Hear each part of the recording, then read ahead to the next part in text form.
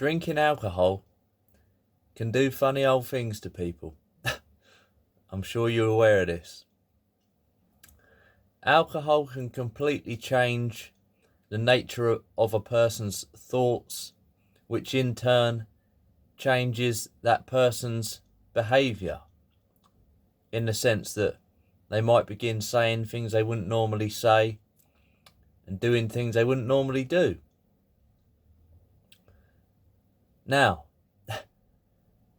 a person's own thoughts and feelings intertwined together can also have the same effect as alcohol. And that's what I want to go into within this video, because it's fascinating, I think. Look, the nature of a person's thoughts, the nature of a person's personal perspective can potentially give rise to certain feelings within the body. For example, feelings such as sadness, anxiety, anger, happiness. Now, once a feeling manifests within the body,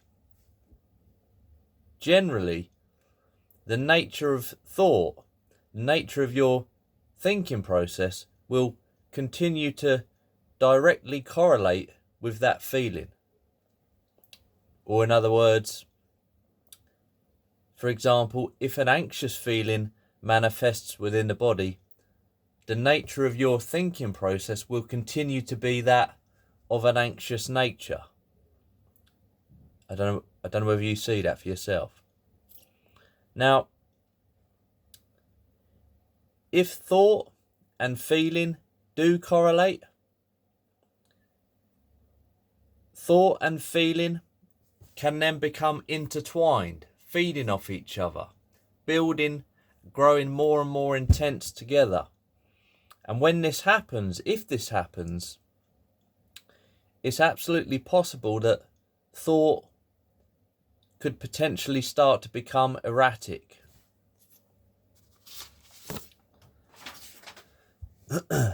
Not only can thought itself become erratic, the nature of thought can become exaggerated, dramatic, far-fetched. And for the fact that thought, our thinking process, governs our actions, our behaviour might then start to become erratic. In the sense that that person might begin saying things they wouldn't normally say, doing things they wouldn't normally do. Now, this might be viewed as irrational behaviour or being in an emotional state. Personally, I think we need to differentiate between simply being in an emotional state and being emotionally irrational. Two different things, if you ask me. Let's look at emotion itself. Emotion itself can be unnecessary and unjustified. This kind of emotion, this unnecessary, unjustified emotion, is born out of an erratic, exaggerated, dramatic, far-fetched thinking process. And on the other hand, emotion can also be completely natural, healthy, and justified. Becoming a parent, witnessing the birth of your child can bring on great emotion, which is completely natural, healthy, and justified. You know what I'm saying? So there's two types of emotion in that sense. Unnecessary, unjustified emotion, again, which is born as a result of erratic, exaggerated, dramatic, far-fetched thinking, and natural, healthy emotion, which is still a result of personal perspective, but it's natural, healthy and justified.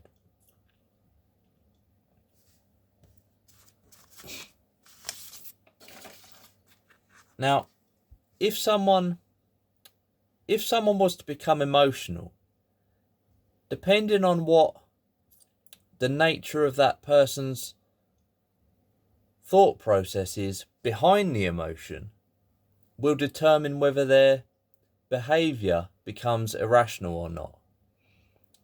If it's someone that you've been acquainted with, for a long time, that's becoming emotional, you might think that they're being irrational, but they might not be. It might just simply be for the fact that you've never seen that person become emotional before, and so you think they're being irrational. Do you understand that? These two people might be having a conversation, which means a great deal to one of those people. And for that reason, he gets emotional about what he's speaking about. But it doesn't mean that he's being irrational. There's a difference between emotional and irrational, being irrational. Now, of course, it could be that one person is being completely irrational. Of course, that's possible. But to me, there's definitely a black and white difference between simply just being emotional and irrational.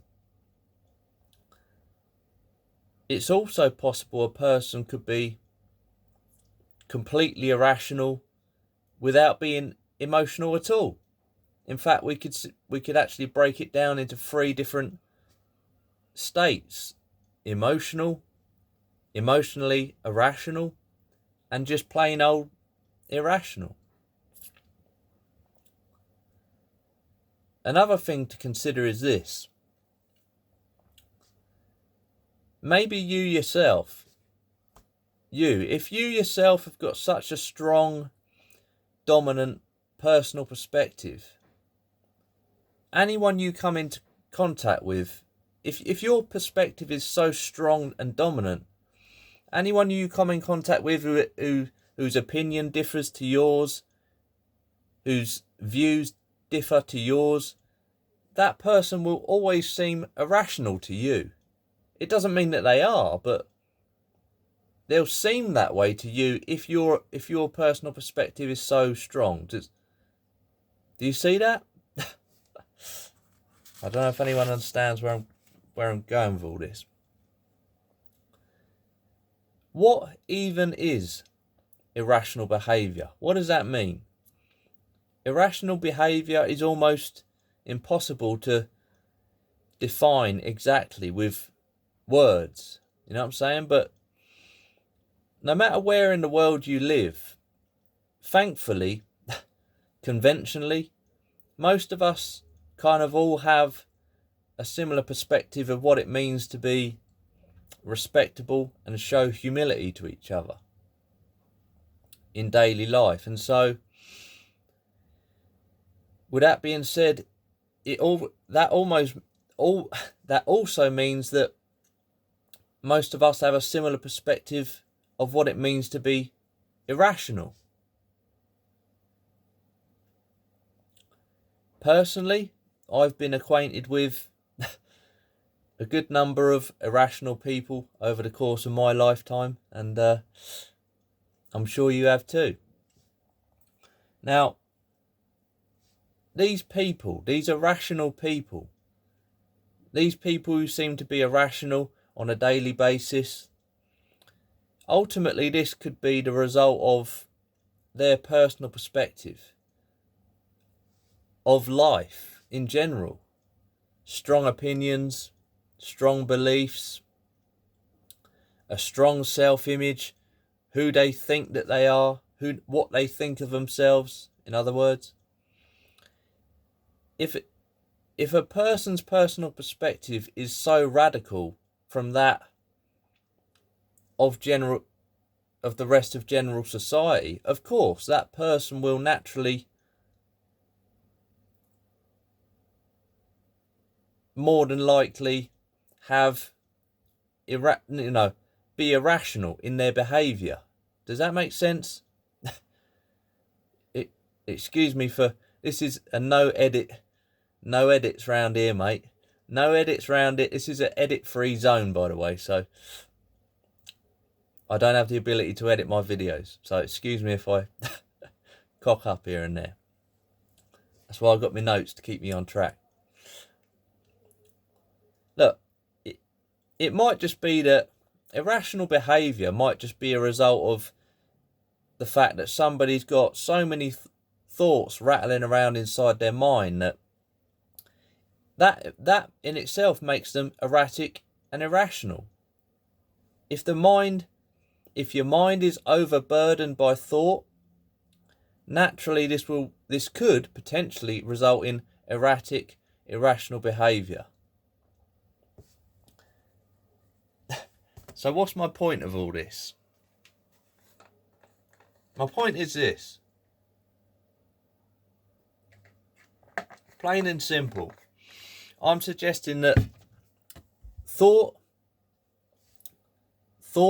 of a certain nature intertwined with a feeling of the same nature can have a very similar effect to alcohol, in the sense that it can make us say things we wouldn't normally say, do things we wouldn't normally do. Now, of course, some people drink alcohol and don't become emotional, don't become irrational at all. Of course, that could be the case. I'm not suggesting everybody that drinks alcohol becomes emotional and irrational. Of course, I'm not saying that. But look, if a person were to become aware, if a person was aware that they are regularly irrational on a daily basis, or emotional on a daily basis unnecessarily, it's not that an effort needs to be made in order to stop being irrational or emotional. Attention. To be attentive as we go about our daily lives, to see the whole operation of our thinking process, to see the whole operation of our personal perspective,